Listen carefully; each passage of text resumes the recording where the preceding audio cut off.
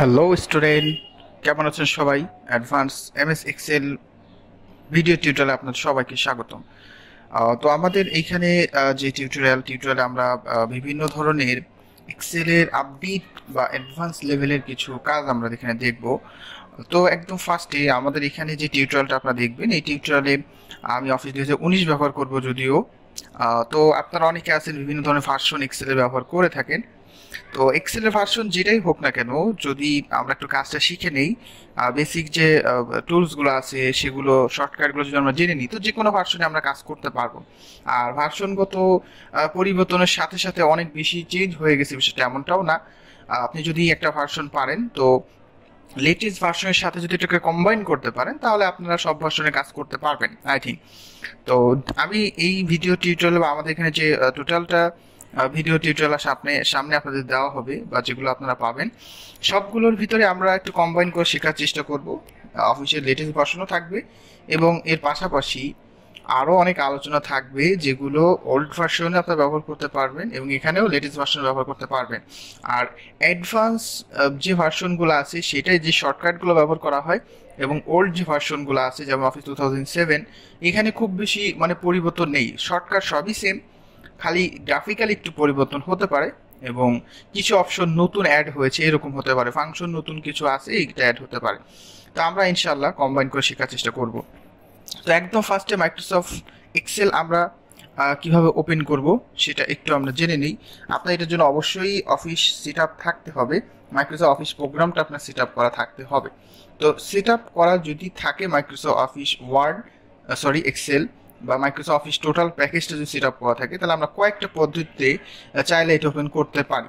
যেমন first of all আমরা Microsoft এক্সেলটা start menu থেকে নিতে পারি, ডেস্কটপে রাইট ক্লিক করে নিউ থেকে নিতে পারি, রান মেনু থেকে নিতে পারি, এরকম বিভিন্ন পদ্ধতি আছে, সে পদ্ধতিগুলো থেকে আমরা নিতে পারি। তো একদম শুরুতে আমি যেটা দেখাবো সেটা হচ্ছে আমরা কিভাবে স্টার্ট মেনু থেকে নিতে পারি, একটু সবাই খেয়াল করবেন এবং আমার যে ভিডিওটা এটা শুরু থেকে শেষ পর্যন্ত মনোযোগ সহকারে দেখবেন।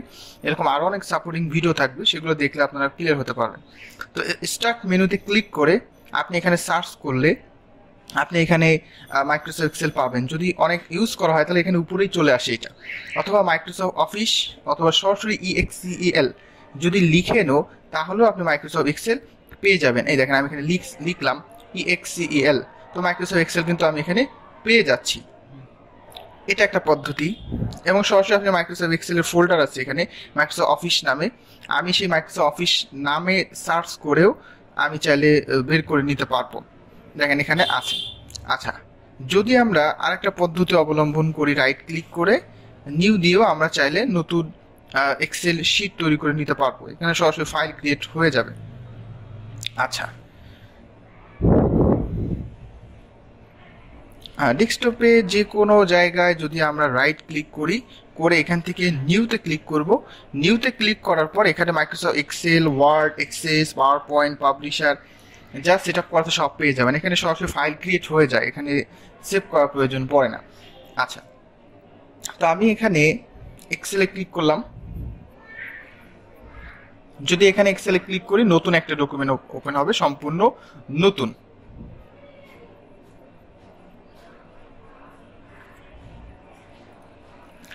আচ্ছা, আরেকটা পদ্ধতি হচ্ছে এখানে রান, উইন্ডোজ প্লাস আর যদি প্রেস করেন, উইন্ডোজ প্রেস করে আর প্রেস করে যদি আপনি এখানে লেখেন EXCEL তারপর ওকে, এটা আরেকটা পদ্ধতি এতগুলো দেখানোর মেন কারণ হলো হতে পারে আপনি এটাও ব্যবহার করতে পারেন ওটাও ব্যবহার করতে পারেন, যে কোনো একটা ব্যবহার করতেই হবে এমন ইস্যু না, যেটা আপনার জন্য সুইটেবল মনে হয়। তো যদি অফিসের লেটেস্ট ভার্সন হয় তাহলে এখানে এই উইন্ডোটা আসবে, যে উইন্ডোতে আপনাকে সিলেক্ট করে নিতে হবে আপনি একটা ব্ল্যাঙ্ক ওয়ার্কবুক নেবেন কিনা। অফিসের এর আগের ভার্সনগুলো এটা সিলেক্ট করা লাগে না, সরাসরি একটা ব্ল্যাঙ্ক ডকুমেন্ট চলে আসে। আর এখানে কিছু টেমপ্লেট দেওয়া আছে, বা আপনি এখানে ব্ল্যাঙ্ক ওয়ার্কবুকও চয়েস করে নিতে পারেন, চাইলে দেওয়া আছে অনেকগুলো টেমপ্লেট, বা আরও মোর টেমপ্লেটসে ক্লিক করে আরও টেমপ্লেট আপনি ডাউনলোড করে নিতে পারেন, চাইলে সেগুলো থেকেও আপনি কাজ শুরু করতে পারেন। এবং নিচে রিসেন্ট আছে, আপনি লাস্ট যে কাজগুলো করছেন ওপেন করা হয়েছিল সেই রিসেন্ট এক্সেল শিটগুলো আপনি এখানে পাবেন। তো আমি এখান থেকে ব্ল্যাঙ্ক ওয়ার্কবুকে ক্লিক করে দিব। ব্ল্যাঙ্ক ওয়ার্কবুক মানে হলো নতুন একটা এক্সেল শিট তৈরি হবে। দেখেন এটা কিন্তু চলে আসছে, এটা হলো মাইক্রোসফট এক্সেলের একটা উইন্ডো। তো মাইক্রোসফট ওয়ার্ড যারা নতুন কাজ করি তারা এক্সেল আসলে একটু কনফিউশনে ভুগি যে স্যার এত বড় একটা শিট আমি এখানে কোথায় কাজ করব, কি প্রিন্ট করব, এটা নিয়ে আমরা একটু কনফিউশনে পড়ে যাই। তো মাইক্রোসফট ওয়ার্ডের সাথে এক্সেলের অনেক মিল আছে, আবার কিছু অমিলও আছে। যেমন আপনি অনেক মেনু পাবেন উপরে, মেনুগুলো মাইক্রোসফট ওয়ার্ডের মতোই, হুবহু মাইক্রোসফট ওয়ার্ডের যেরকম আলোচনা সেরকমই। আর মাইক্রোসফট এক্সেলের কিছু শর্টকাটস একটু ডিফারেন্স, আর শিটটা একটু ডিফারেন্স আছে। যেমন, তো ফার্স্ট অফ অল আমি এখানে একটি স্ক্রিন পৌঁছে দিই। মাইক্রোসফট এক্সেলের টোটালটাকে আমরা টোটাল ডকুমেন্টটাকে ওয়ার্কবুক বলতে থাকি সাধারণত, এবং নিচে যে শিটটাকে দেখতে পাচ্ছেন যেখানে এই যে ঘর দেওয়া আছে, যেটা মাইক্রোসফট ওয়ার্ডে আমরা টেবিল হিসেবে দেখেছিলাম, তো টোটাল এইটাকে বলা হয় ওয়ার্কশিট। এটাকে স্প্রেডশিট সফটওয়্যারও বলা হয়। স্প্রেড মানে হলো ছড়ানো, বিস্তৃত, এবং শিট মানে পাতা। এটাকে স্প্রেডশিট বলার কারণ হলো এটা অনেক বড় ডেটা নিয়ে কাজ করা সম্ভব, এবং এটা আসলে অনেক বড় একটা শিট। এখানে উপর আপনি অনেকগুলো মেনু দেখতে পাচ্ছেন, যেখানে home, insert, draw, page layout, বিভিন্ন মেনু আছে। ড্র মেনুটা যদিও লেটেস্ট ভার্সন ছাড়া থাকে না, অনেক ওল্ড ভার্সনে আপনার ড্র নামে কোনো মেনু পাবেন না। এটা ছাড়া নিচে এই যে মেনুগুলো, রিবনের ভিতরে যে মেনুগুলো দেখতেছেন, এর অনেকগুলো আছে যেগুলো একটু লেটেস্ট ভার্সনই পাওয়া যায়, সব ভার্সনে থাকবে না, এরকম একটু থাকতে পারে। আচ্ছা, হোম মেনুর পাশে ফাইল মেনু দেখতে পাচ্ছি। ফাইল মেনু ক্লিক করলে সেভ অ্যাজ, কমন যে অপশনগুলো সেগুলো থাকবে।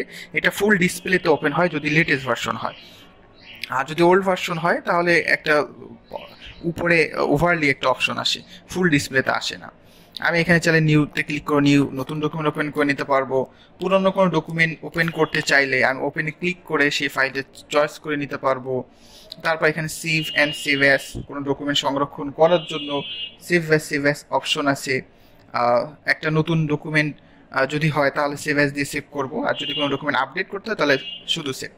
প্রিন্ট অপশন আছে, এখানে প্রিন্ট ক্লিক করলে এটা ফুল ডিসপ্লেতে ওপেন হচ্ছে। যদি ওল্ড ভার্সন হয় একটু চেঞ্জ আছে, একটা ডায়ালগ বক্স আসে প্রিন্টের, কিন্তু এখানে ফুল ডিসপ্লেতে প্রিন্টের অপশনটা চলে আসছে। এখানে আপনি পেজ সেট আপ, কোন মোডে প্রিন্ট করবেন, প্রিন্ট প্রিভিউ দেখতে পারবেন। অফিস লিস্টেড ভার্সনে প্রিন্ট প্রিভিউ নামে অপশন নাই, এখানে সরাসরি প্রিন্ট প্রিভিউ দেখা যায়, আলাদা কোনো প্রিন্ট প্রিভিউ অপশন নাই। আচ্ছা, হোমের ভিতরে ইনসার্টের ভিতরে যে আলোচনাগুলো আছে দেখেন, এগুলো অলরেডি আলোচনা করা হবে, সমস্যা নেই। আচ্ছা, হোমের ভিতরে আমরা নিচে যদি আসি, এখানে একটা ফাংশন বার দেখতে পারবো। এই ফাংশন বারের কাজ হচ্ছে ফাংশনগুলো লেখা। আমরা এক্সেলে যে কাজগুলো করব সেখানে অনেক ফাংশন প্রয়োজন, সেই ফাংশনগুলো আমরা এখানে লিখতে পারি। যদি ফাংশন অনেক বড় হয় তাহলে আমরা এখানে সরাসরি লিখে থাকি, নিচেও লেখা যায়, নিচে এখানে ক্লিক করে লিখতে পারবেন। আপনি চাইলে উপরে ফাংশন বারে ক্লিক করে লিখতে পারবেন। আচ্ছা,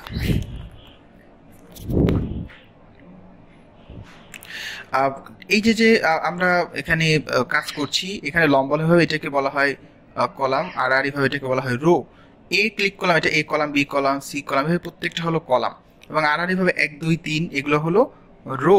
এরকমভাবে আপনি বিভিন্ন কলাম এবং রো পাবেন। তো মাইক্রোসফট এক্সেলে যদি আপনি 1 2 3 4 করতে করতে একদম নিচে চলে যান, একদম নিচে গেলে আপনি 10,48,576টা পাবেন রো। এই যে 10,48,576টা আপনি রো পাবেন। এবং যদি এ বি সি ডি করতে করতে করতে করতে একদম ডানে চলে যান, তাহলে এক্স এফ ডি আপনি কলাম পাবেন। এক্স এফ ডি প্রায় 16,834টার মতো আছে কলাম। আমরা কন্ট্রোল প্লাস অ্যারো কি ডানে প্রেস করে একদম ডানে, বা অ্যারো কি ডাউন প্রেস করে একদম নিচে যেতে পারি। আর যদি আপনি একদম শুরুতে যেতে চান, কন্ট্রোল অ্যারো কি আপ এবং লেফট দিয়ে একদম বাম যেতে পারবেন।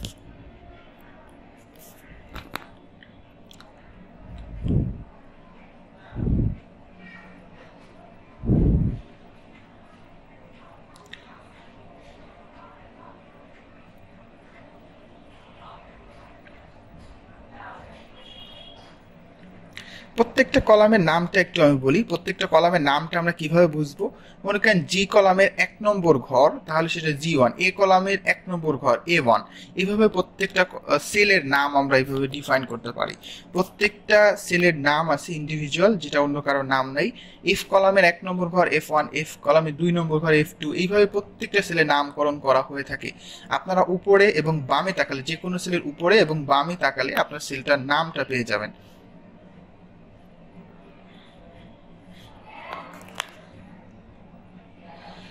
আচ্ছা,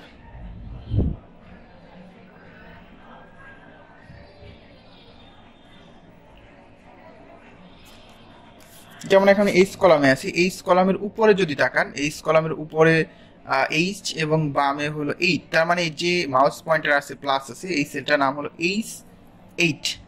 প্রত্যেকটা সেলের এইভাবে আপনার নামকরণ করতে পারবেন, কারণ সেলের নাম না বুঝলে ফাংশন লেখা বা ফাংশন নিয়ে কাজ করা ডিফিকাল্ট। তো একদম শুরুতে সেলের নামটা বুঝতে হবে আপনাকে, তাহলে আপনি একটু স্মুথ ভাবে কাজ করতে পারবেন আই থিঙ্ক।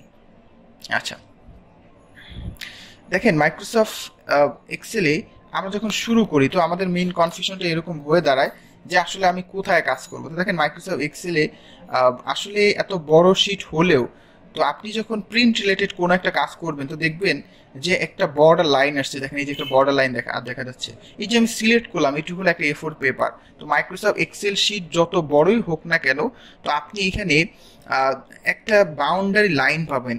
এই যে আমি সিলেক্ট করলাম এইটা হলো একটা A4 পেপার, মানে শিট যত বড়ই হোক না কেন এর ভিতরে এরকম হাজার হাজার A4 পেপারের মতো বর্ডার আছে বা A4 পেপার আছে, আপনি ধরতে পারেন। এই যে এটা একটা A4 পেপার, এটা একটা A4 পেপার, এরকম ভাবে প্রত্যেকটা হলো এক একটা A4 পেপার। তো আপনি কতটুকু জায়গায় কাজ করবেন এটা আপনি কনফিউশনে ভুগতে পারেন। তো আপনাকে মনে রাখতে হবে এই বাউন্ডারি লাইনের ভিতরে আমি কাজ করব।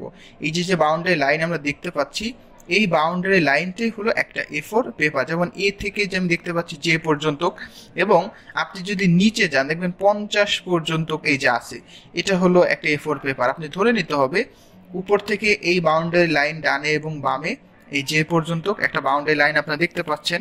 এটা যদিও এটা যে হবে এরকম ফিক্স না, কারণ আপনি যদি কলামের সাইজ রিসাইজ করেন তো তাহলে দেখবেন যে এটা আই বা কেউ হতে পারে বা আরো বেশি হতে পারে।